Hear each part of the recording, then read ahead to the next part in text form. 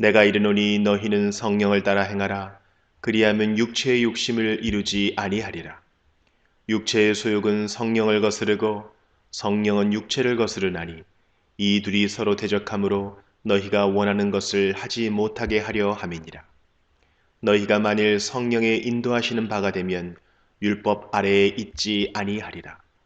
육체의 일은 분명하니 곧 음행과 더러운 것과 호색과 우상 숭배와 주술과 원수 맺는 것과 분쟁과 시기와 분냄과 당짓는 것과 분열함과 이단과 투기와 술 취함과 방탕함과 또 그와 같은 것들이라. 전에 너희에게 경계한 것 같이 경계하노니 이런 일을 하는 자들은 하나님의 나라를 유업으로 받지 못할 것이요 오직 성령의 열매는 사랑과 희락과 화평과 오래 참음과 자비와 양선과 충성과 온유와 절제니 이 같은 것을 금지할 법이 없느니라. 그리스도 예수의 사람들은 육체와 함께 그 정욕과 탐심을 십자가에 못 박았느니라.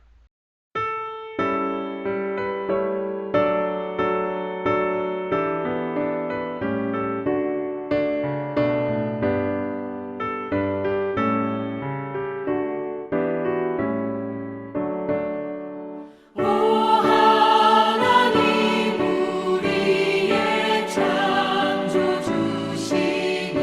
내 주님께 귀한 것들은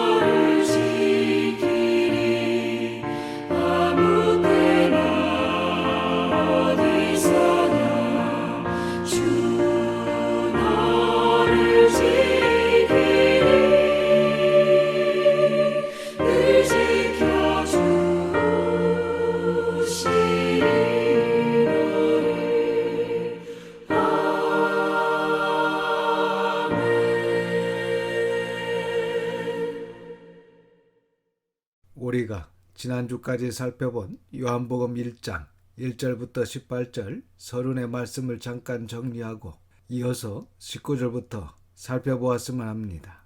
요한복음 1장 1절부터 18절 서론을 6가지로 정리해 보겠습니다. 첫 번째, 사도 요한처럼 단순하고 투명하고 숭고한 신앙인이 되어야 한다는 것입니다. 그리고 두 번째, 삼일째 하나님께서 모든 창조주 하나님이 되신다는 것을 믿어야 한다는 것입니다. 세 번째는 믿음은 명사가 아니라 믿음은 동사여야 한다는 것입니다. 즉, 우리의 믿음이 현재적이고 적극적이고 생동감이 있어야 한다는 것입니다. 네 번째, 하나님은 은혜로운 분이시지만 인간의 교만과 고집과 욕심과 죄로 인해서 두려운 하나님으로 다가오게 된다는 것입니다. 그 선택은 저와 여러분이 해야 합니다. 다섯 번째는 여전히 우리가 달콤한 은혜만을 원하고 날카로운 진리를 거부하고 있는 것이 아닌지, 은혜가 우리를 자유케 하는 것이 아니라 진리가 우리를 자유케 한다는 것을 명심해야 하는 것입니다. 여섯 번째는 예수님께서 위대한 말씀의 예언자이신 뿐만 아니라 예수님께서는 곧 하나님이시다 라는 신앙 고백이 있어야 한다는 것입니다. 즉, 성삼위 하나님에 대한 분명한 이해와 인식이 우리에게 있어야 한다는 것입니다. 이제 계속해서 요한복음 1장 19절부터 살펴보겠습니다. 19절부터 28절까지가 한 단락으로 세례 요한의 증언이 나옵니다. 19절입니다. 유대인들이 예루살렘에서 제사장들과 레위인들을 요한에게 보내어 네가 누구냐 물을 때에 요한의 증언이 이러하니라. 본문에 이 유대인들은 24절을 보시면 바리새인이라고 밝히고 있습니다. 이 바리새인들이 요단 강가에서 회개를 선포하며 세례를 베풀고 있는 세례 요한에게 제사장들과 레위인을 보내어 세례 요한에게 내가 누구냐라고 묻게 했다는 것입니다. 20절과 21절입니다.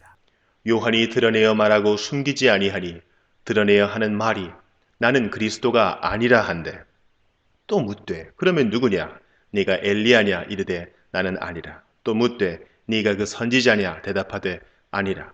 바리새인들이 보낸 이 제사장들과 레위인들이 무슨 근거로 이런 질문을 하냐면 말라기서 3장 1절과 4장 5절의 말씀을 근거로 해서 질문을 하고 있습니다. 그러니까 말라기에서 예언된 그 엘리야가 세례 요한 너냐? 라고 질문하고 있는 것입니다. 그때 요한은 나는 아니라 이렇게 대답하고 있습니다. 사실 말라기에 메시아가 오시기 전에 메시아가 오실 길을 예비하는 엘리야 같은 인물이 오게 될 것이라고 예언되어 있습니다. 그래서 바리새인들이 보낸 사람들이 이런 질문을 한 것인데 세례 요한은 자신은 말라기에 예언되어 있었던 그 예언자가 아니다 라고 대답합니다. 하지만 아시다시피 세례 요한이 예수님의 길을 예비한 것이라든지 또 마태복음 11장을 보면 예수님께서 친히 말라기에 예언되어 있었던 엘리야가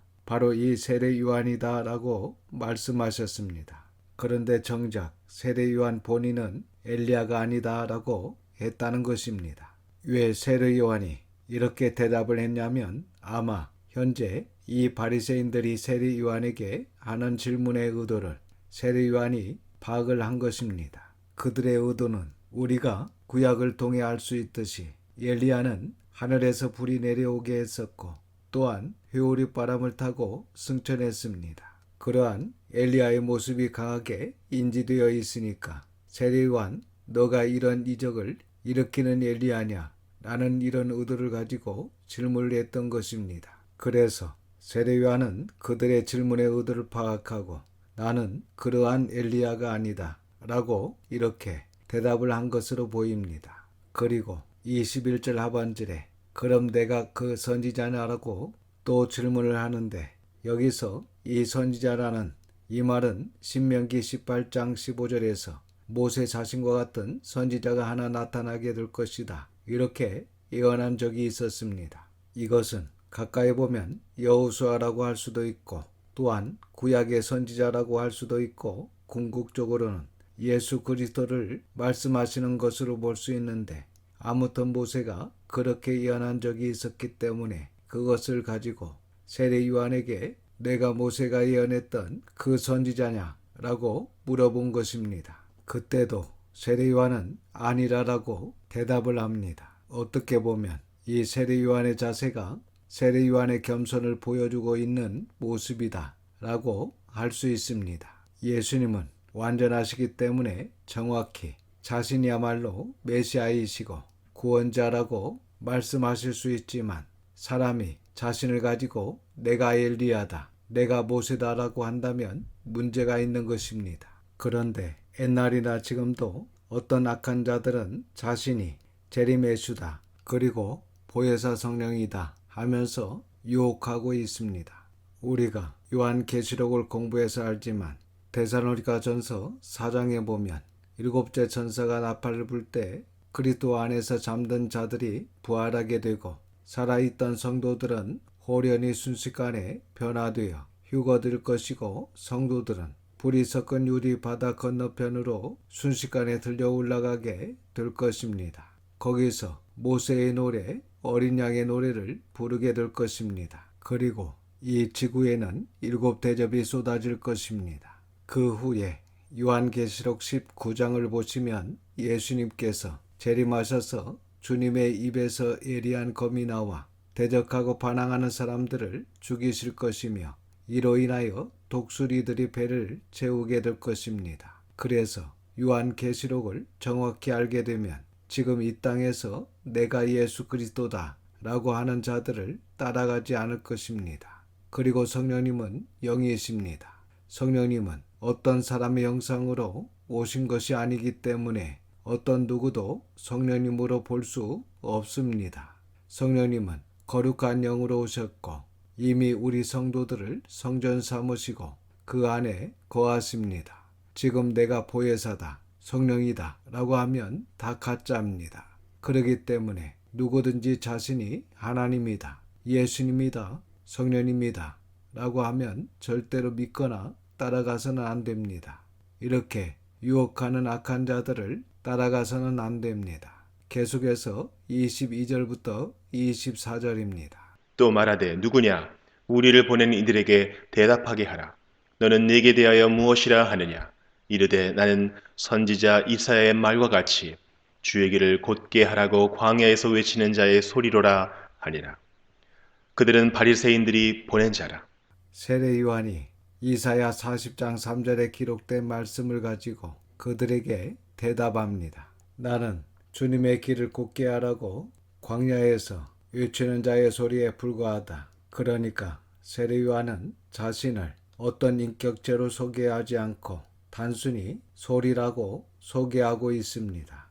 원문을 보면 소리 앞에 관사가 없습니다. 그야말로 그냥 소리라는 것입니다. 이것은 자신이 예수님의 오실 길을 예비하고 하나님의 말 심부름을 하는 자로서 자신을 높이는 자세가 아니라 매우 낮추고 있는 표현입니다.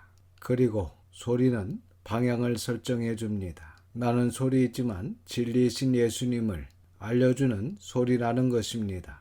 여러분, 이 소리의 내용을 담아서 보내면 말씀이 됩니다. 그래서 말씀, 곧 예수님을 소개하는 요한은 자신을 소리라고 표현합니다. 즉 자기가 이 소리를 낼 때 그 안에 담겨 있는 내용, 곧 말씀을 받아야 된다는 것입니다. 그래서 우리가 사람에게 집중하는 것이 아니라 누구를 바라보라는 것입니까? 바로 하나님, 그 말씀을 봐야 합니다. 우리가 말씀을 읽고 듣고 배운다고 하면서도 그 말씀보다는 그 말씀을 전하는 사람에게 집중하면 위험하다는 것입니다. 기록된 이 말씀을 정직하게 이해하고 받아들여야 합니다. 25절입니다. 또 물어 이르되 네가 만일 그리스도도 아니요 엘리야도 아니요 그 선지자도 아닐진대 어찌하여 세례를 베푸느냐? 이렇게 세례 요한이 그리스도도 아니요 엘리야도 그 선지자도 아니다 하니까 바리새인들이 보낸 사람들이 그러면 너가 그리스도도 엘리야도 그 어떤 선지자도 아닌데 왜 세례를 베푸느냐 하면서 한마디로 시비를 걸고 있습니다. 이럴 때 세례 요한도 예수님과 비슷한 면이 있는 것 같습니다. 그러니까 상대방이 말도 안 되는 것을 가지고 질문을 한다든지, 그리고 이미 어떠한 불순한 의도를 가지고 질문을 했을 경우에는 그 질문에 대한 대답을 해주지 않습니다. 그 질문에 대한 대답을 해주지 않고 한 단계를 뛰어넘어서 대답을 하시는데 26절과 27절입니다. 요한이 대답하되 나는 물로 세례를 베풀거니와 너희 가운데 너희가 알지 못하는 한 사람이 섰으니 곧 내 뒤에 오시는 그이라. 나는 그의 신발끈을 풀기도 감당하지 못하겠노라 하더라. 이렇게 세례 요한은 자기의 사명을 분명히 알고 겸손하게 예수 그리스도를 끝까지 드러내며 그분의 길을 예비하는 모습을 보여주고 있습니다. 28절입니다. 이 일은 요한이 세례 베풀던 곳 요단강 건너편 베다니에서 일어난 일이니라. 여기에 보시면 세례 요한이 지금 요단강 건너편 베다니에서 사역을 하고 있다는 것을 알 수 있습니다.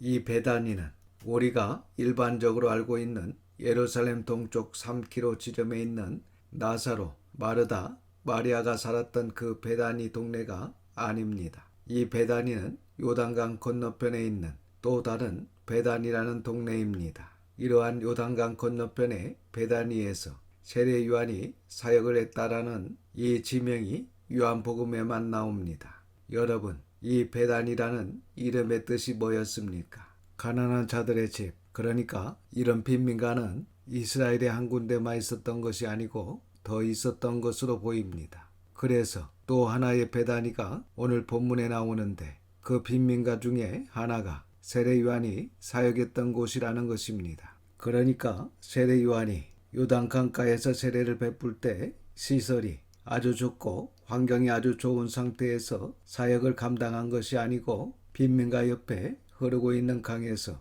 예수님이 오실 길을 예비하고 회개의 세례를 베풀었다는 것입니다. 그래서 이 말씀을 통해서도 우리가 분명히 발견할 수 있는 것은 참 은혜, 참 진리라는 것은 언제나 낮은 곳으로부터 시작되고 그 낮은 곳에 임한다는 것을 우리가 알고 있고, 이렇게 세례 요한이 빈민가 부분에서 사역을 하다 보니까 당연히 세례 요한의 그 회개의 선포에 누가 반응을 했겠습니까? 가난하고 연약하고 어려운 사람들이 세례 요한의 설교를 듣고 회개하고 세례를 받았을 것입니다. 반면에 기득권자들, 교만한 자들, 욕심이 가득한 자들은 아니, 요단강가 건너편 그 가난한 베다니에서 무슨 선한 것이 나리요 하면서 세례 요한을 찾지 않았을 것입니다. 그래서 항상 역사는 변방에서 일어나고 하나님의 은혜와 진리는 낮은 곳에서 시작된다는 것을 우리가 알 수 있습니다.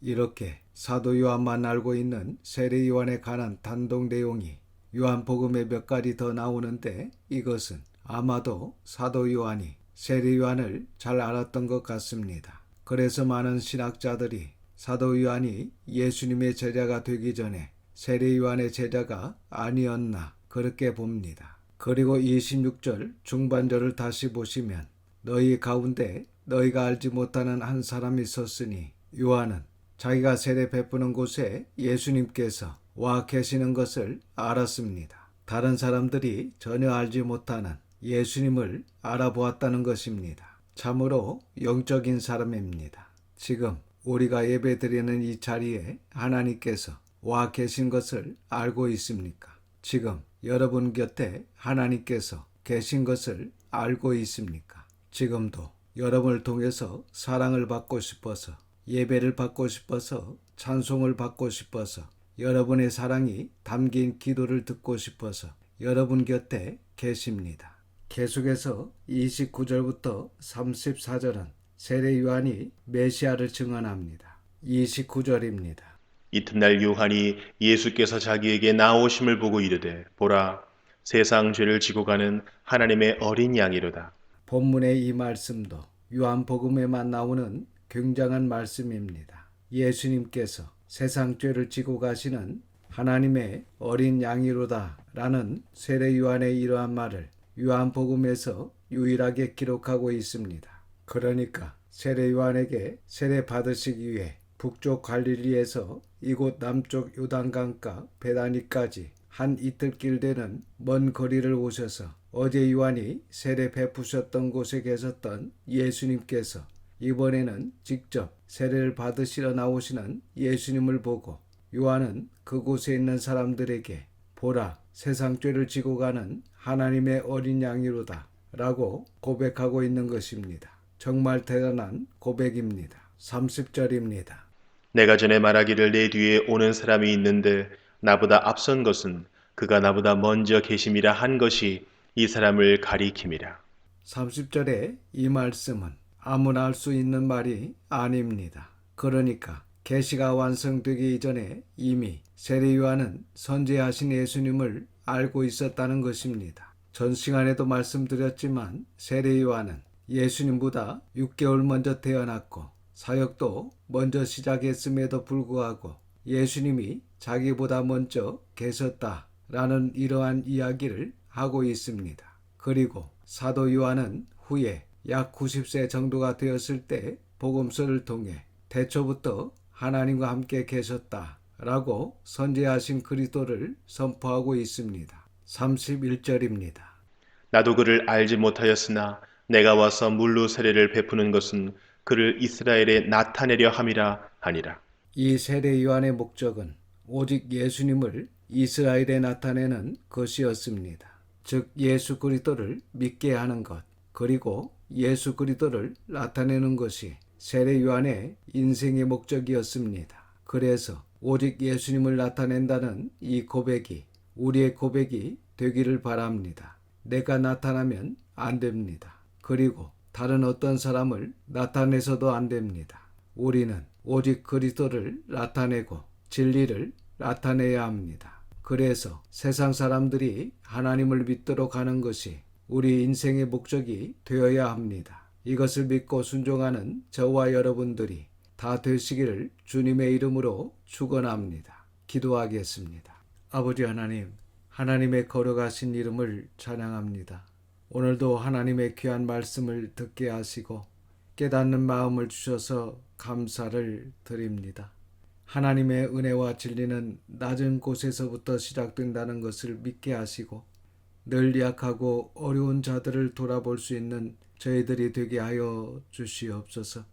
또한 세례 요한과 같이 우리가 이 땅에 사는 동안 예수님을 나타내는 진정 우리 주위 모든 사람들에게 오직 참 빛이요 진리이신 생명이신 주님을 나타내는 저희들이 다 될 수 있도록 성령님의 충만함을 더하여 주시옵소서. 이번 한 주간도 하나님의 선한 손의 도우심으로 승리하게 하심을 믿고 감사드리며 우리 구주 예수님의 이름으로 기도드립니다. 아멘. 지금은 세상 죄를 지고 가는 하나님의 어린 양으로 오신 예수 그리스도의 은혜와 아버지 하나님의 그 넓으신 사랑하심과 성령님의 감화감동 역사 충만 위로하심이 마지막까지 예수 그리스도를 나타내는 요한과 같이 예수 그리스도를 우리의 삶에서 나타내며 전하는 우리 모든 성도들과 자녀와 가정에 지금부터 영원까지 함께 계시기를 우리 구주 예수님의 이름으로 축원하옵나이다. 아멘.